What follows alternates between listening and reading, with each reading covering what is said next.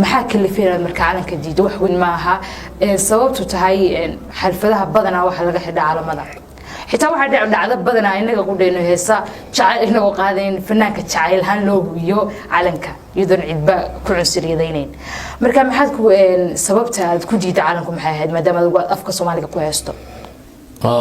صح sababtan ku diiday waxay ahayd anigu horta waxaan ahay nin askariya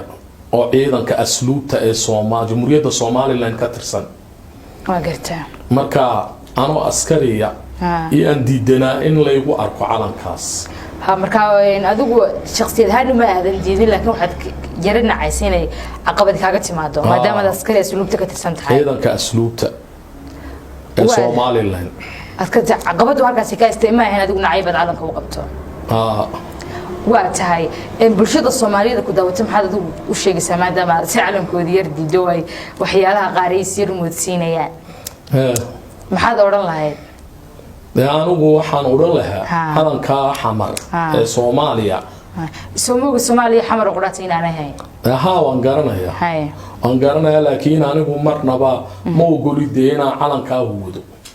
oo asliin ma taageersani sababta ku diiday dadka badan calanka Soomaaliland mid kale ka dooran maayo وكاسد وصح adigu qadiyadaadii ahaysta waxa jirta fanaanku local ma uu ka weyn yahay oo bulshada meel walba ay joogto halkii lagu casuumo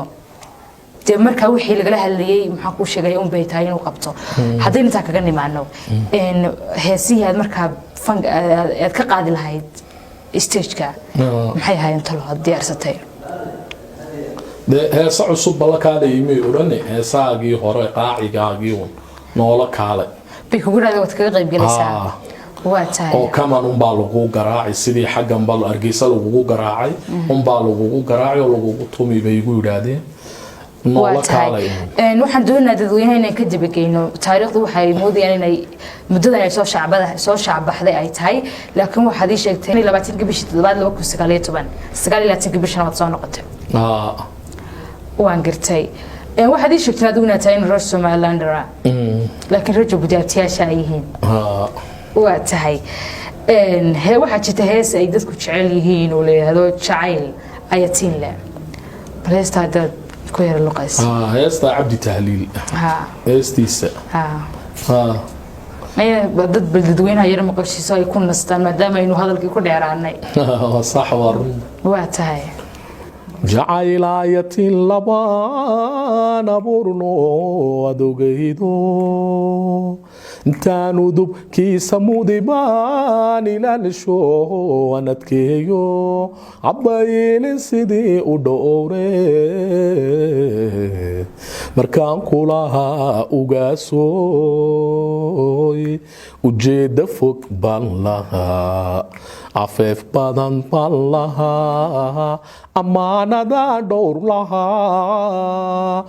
مركو بحي إزغادي مركو انتفاع سيجوغو محا أورحو ماذا كيني